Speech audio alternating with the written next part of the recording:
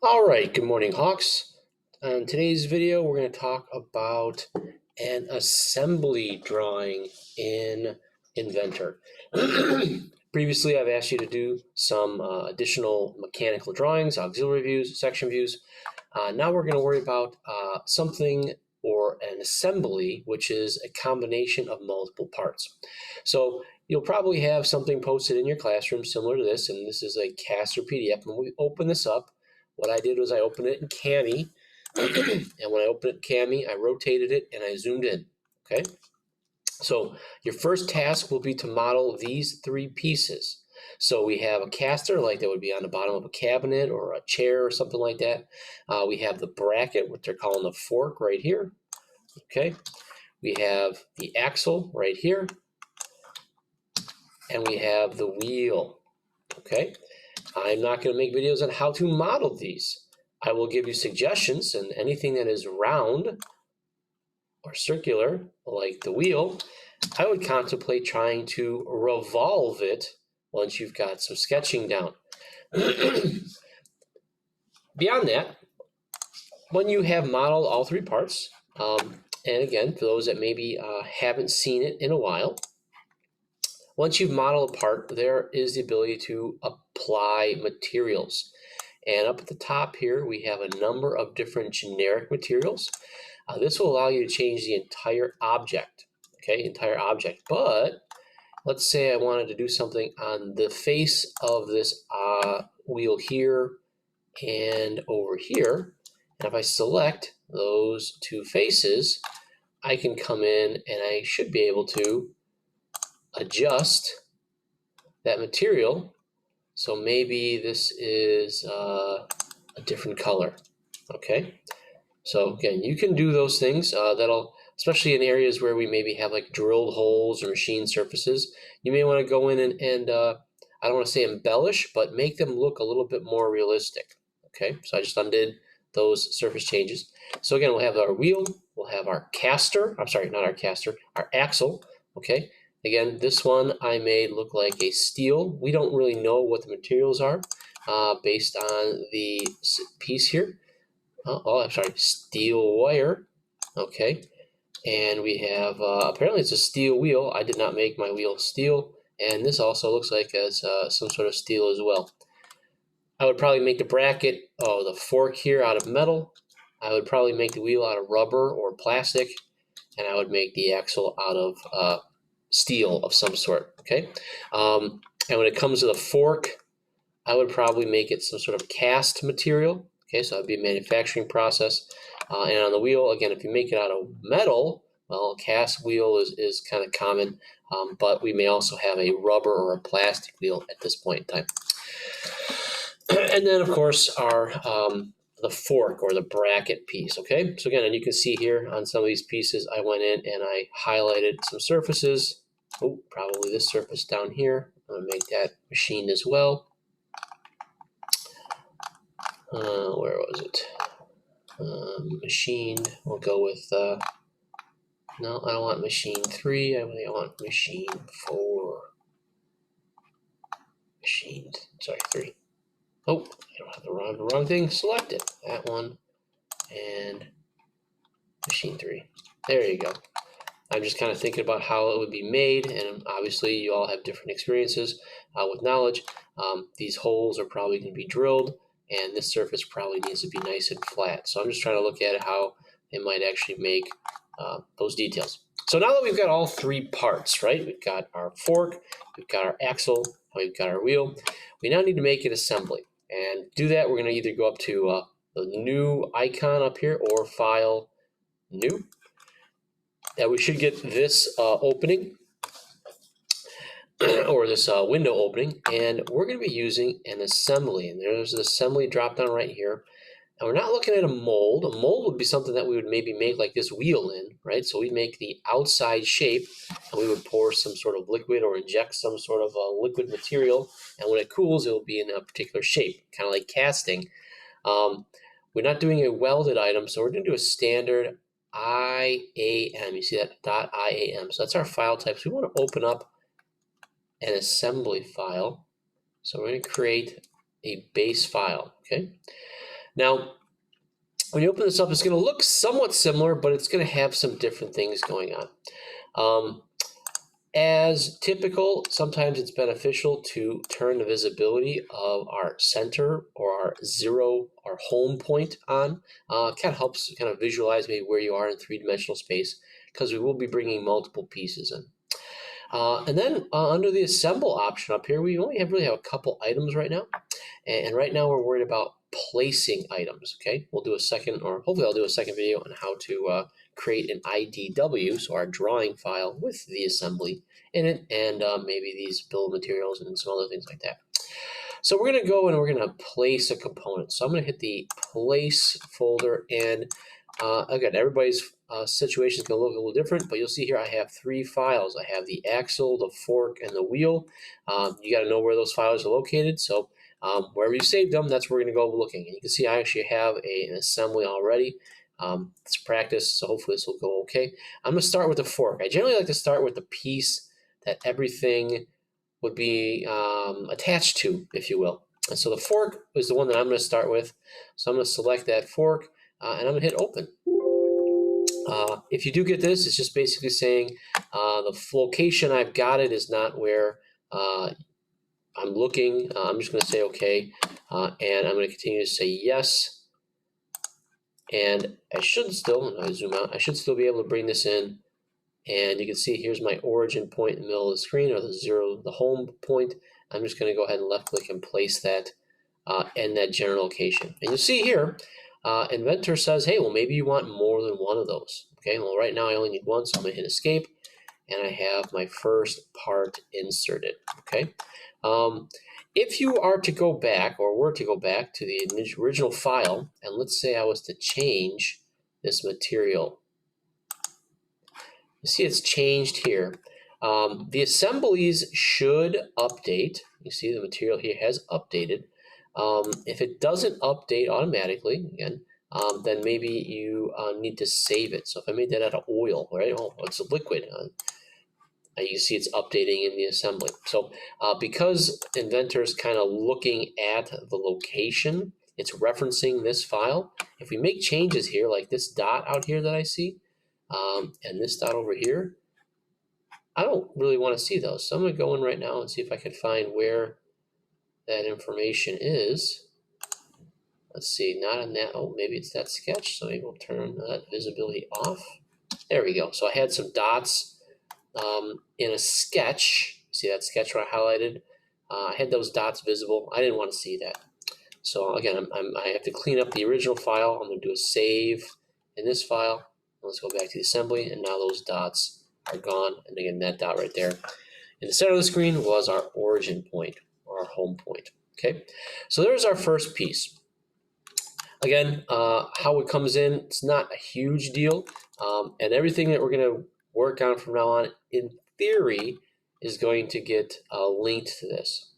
We could try and link or lock this part down to that origin point if we were concerned with it. I'm not going to worry about it right now. Okay, so we're working in three-dimensional space, and again, it is huge and infinitely large or small. So the next task is to bring in another part. Okay, and you can see now that we've got a part in, we have a couple of new things that are here. We have joints, we have constraints, and a couple other options. These can be kind of confusing. There's a lot of options in here, and we're going to go over a couple of them, try to show you some of the differences on how to go about things. And you see as I hover over this constraint one, we're seeing an example here where they're showing us like a threaded stud going into an opening. And it's actually selecting like the center axis of a cylinder or a circular feature. Okay, let's bring that back up. There you go. And then we're finding another circular cylinder feature, and we're attaching those two together. And that's a good way to try to put circular items together. Joints in theory move.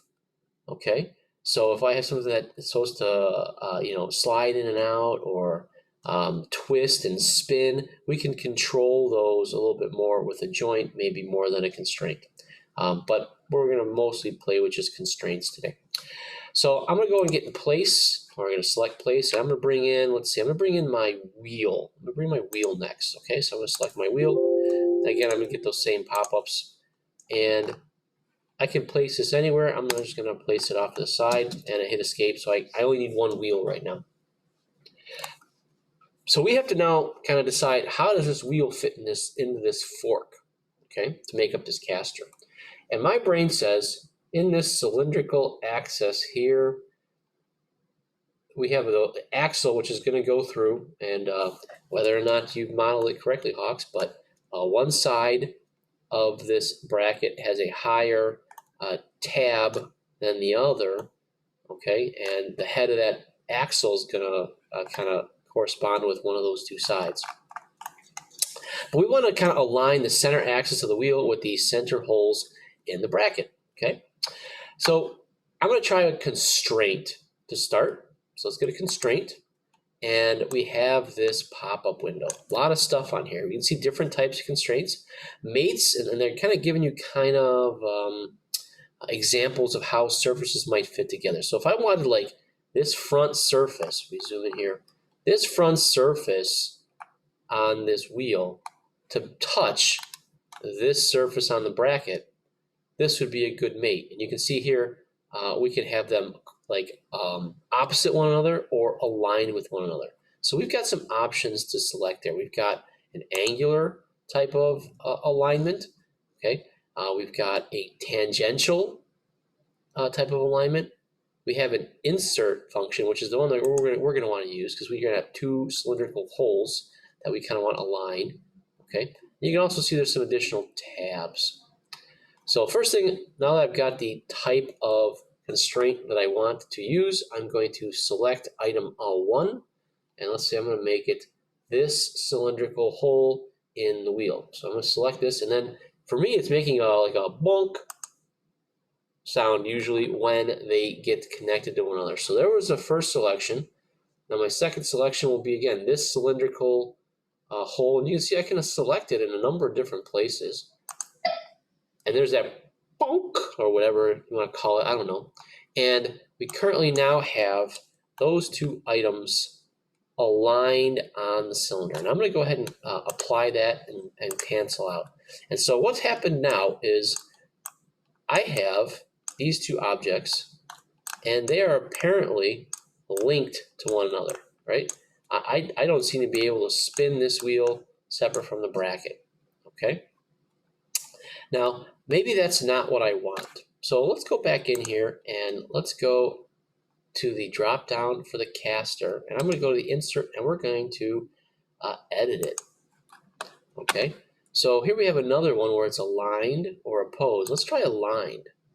Let's see what the difference is here. Okay, so again, I now have this wheel and this bracket. They're still aligned in that cylindrical center, but they are opposing one another now. So maybe that's not what I want either. So let's go ahead and edit again. We have an offset. What's an offset do? Let's change this value. Let's make it 1 inch. See what that does. Okay, now it looks like I have an offset space here, probably of 1 inch. Okay, so that could be useful. Probably not what I want right now, so let's continue looking. We have motion. Oh, what is this? Rotation. We've got how things were growing. We don't have motion. We want the wheel to spin, though.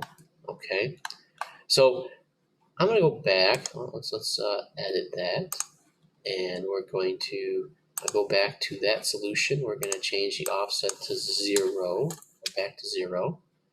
Okay, and we can see here in this view that I have a gap on this side, and it appears to be no gap on that side. All right, so if I was to look back at my original documentation, looks like the overall width for the center barrel here is 2, and we have 2, or if we've drawn it properly, we have 2 1/16 on the fork, and we have a 2 inch on the wheel. So if I wanted to evenly space the wheel inside of that fork area, I'd probably want to offset it maybe like a 32nd of an inch, half of a 16th. So let's go back and see what that does. So we're going to offset 1/32. Okay, and we kind of take a look, and it looks like there's a gap on one side and a gap on the other side. It's hard to tell because of the perspective. Let's look at this view right here, this front view. See if that gives us a better idea. So it's perfectly perpendicular. And now it looks like that wheel is centered in the bracket. Okay. So that might be a good technique to get the wheel in the fork or the mount for our caster. If I wanted this wheel to spin, I could spend more time working on that, or maybe work on a joint instead of a constraint. But for our demonstration purposes, I want you just to be able to get a basic assembly done. So we've got the wheel centered in the fork, and now it's time to worry about the axle. Before I move on, though, I'm going to save this file. I have not saved assembly 1 yet, so I'm going to do a Control S, and I'm going to give it a name. I'm going to make this demo, okay? And we're going to say, okay, let's see, multiple files have been updated. Do you want to save and its dependents? Well, yes, I do. I'm going to say yes to all. Okay, and so that means maybe something I was doing in another file has been changed. So I'm going to say yes to all. So it will update all of those. And now the name of the file up at the top middle, caster assembly demo, that has been adjusted. Okay, so that file is now saved. Last piece I want to bring in is our axle. So let's go to place, and we're going to get the axle. We're going to open it up, and I'm going to left click and place it. Okay, now this one's a little bit more tricky depending upon what you've got going on.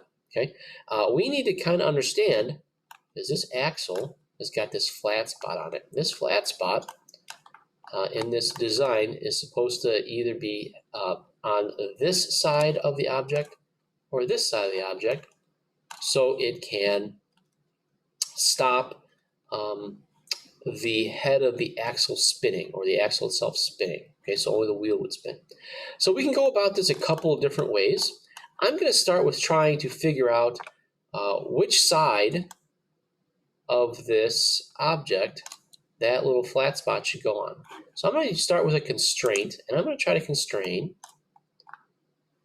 in a mate setup the surface to surface. I'm going to do that top surface right there, and then I'm going to come down over to my bolt. I'm going to select that top surface, and you'll see here it has kind of placed that bolt in or right on that surface. Okay, if I try to grab that bolt, there's nothing I can do with that bolt right now. It's kind of constrained to that surface. Okay, but looking at the view here, I don't think that axle lines up with that hole. We're gonna find out right now. We'll see if Inventor will let us do it. Usually is relatively good at overseeing things.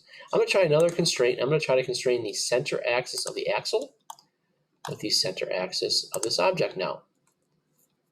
If I apply that, you see here, it doesn't like what I'm trying to do. Okay, so I'm going to try and hit accept the relationship.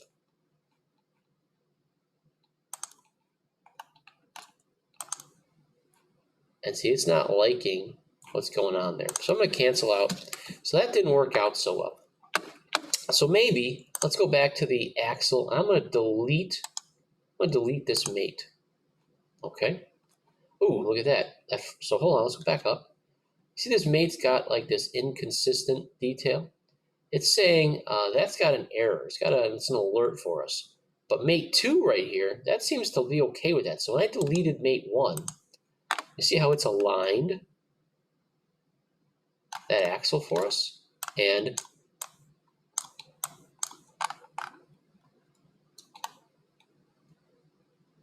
I'm still not 100% sure if this is the side it's supposed to be on. So now I have to try to maybe constrain this. Remember, if we want an object to be fully constrained in an assembly, we have to constrain it in technically 3 different axes of movement. Right now I have this bolt going through the center of the assembly. That is limiting its movement in one direction. If I don't if I want to, let's say, get the underside of the head of the bolt or the axle here to touch the surface here, that's the next constraint I'm going to try. So I'm going to go that surface there to the underside of the bolt head there. And there's an offset. So I'm going to make that offset 0. And now it looks like the head of that bolt there is actually inserted and flush. I'm going to say OK and apply on that one. And now I have an axle inserted into the piece. Now, it is possible, Hawks, that if you try this, you may not have the head of the bolt. Ooh, maybe too far in. You might not have the head of the bolt here aligned with the detail there. That looks like that's probably the right side to me.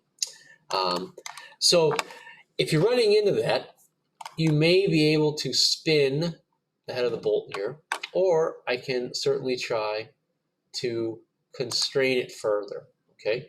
And so I might be able to come in here.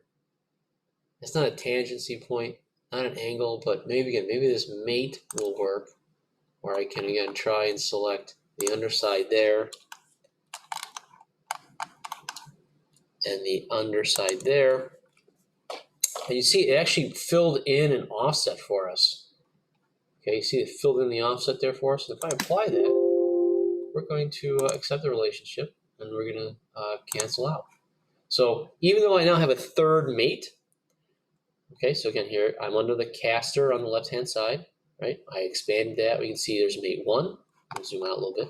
We have mate 2, because I deleted the mate 1. Okay, so that was a cylindrical constraint. We have mate 3, which was the underside of the head of the axle and the outside surface of the fork. And this one here, it's still saying that it's inconsistent. Whether or not that bolt would spin, because it's lined up properly, I'm okay with that. But if yours wasn't lined up properly, that's something that I would certainly want to adjust, because I generally don't like to see alerts like that. Okay, but that should now give us a completed assembly, and hopefully you can get there with minimal issues. I'm going to make sure I save that work, and I'm going to say yes to all, and okay. And there is our finalized assembly. So hope that was helpful, Hawks, and we'll catch you on the next video.